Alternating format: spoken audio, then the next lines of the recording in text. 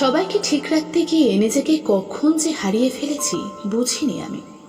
অন্যের ভালো চাইতে গিয়ে নিজের খারাপ ডেকে এনেছি বারংবার।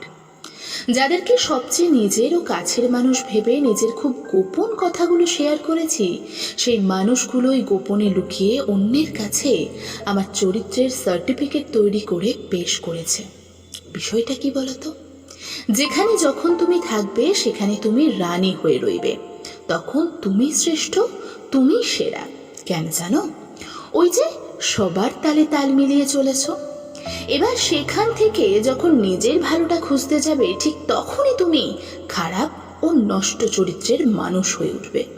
ছোট ছোট ভুলের রঙগুলো এত উজ্জ্বল থাকবে যে ভালোর হালকার মিষ্টি রঙটা মুছে গিয়ে সেই রং ফ্যাকাশে হয়ে যাবে। তাই অপরকে বোঝানোর চেয়ে নিজেকে বোঝানো উচিত।